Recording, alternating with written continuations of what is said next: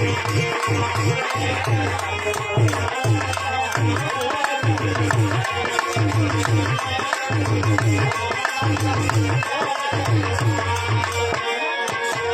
लइका नाही लइकिए वही जा, लइका नाही लइकिए वही जा, नहीं है झटका मारी मुनवा बम्बई मतिर जो नाता हो गई बेरे माटी मुनवा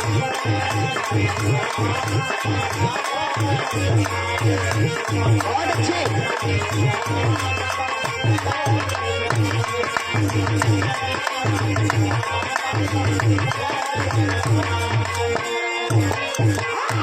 लेकिन देखें बाबूजी, कवि जी दो लाइन वो गरीब बेटी के लिए लिखले हुए, का लिखले हुए?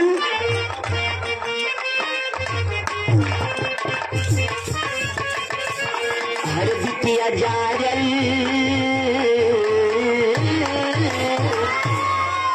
अरे बिटिया जारल जाली हो देखा पापियन के हाथे, बिटिया जारल जाली हो।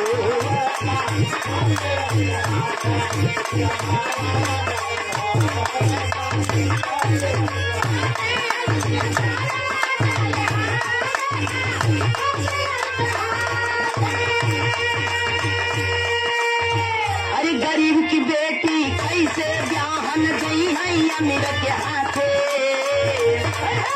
अरे गरीब की बेटी कैसे ब्याहन गई है अमीर के हाथे, बिटिया जारल जाली हो देखा पापियन के हाथे, बिटिया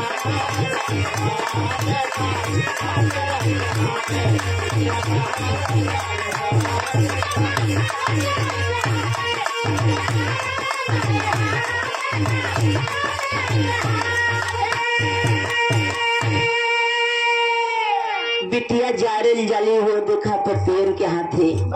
अगर माई बाबू के मनसा रहे कि हम अपने बेटिया के धनवान घर कर दही तो कहीं बेटिया के जला देते हो, तो कहीं फांसी पे लटका देते तुरंत, कहीं मुआ देते हो। नहीं बाबूजी, सुकून की जिंदगी ना जी करके वो बेटी इस दुनिया छोड़ के चली जाती है।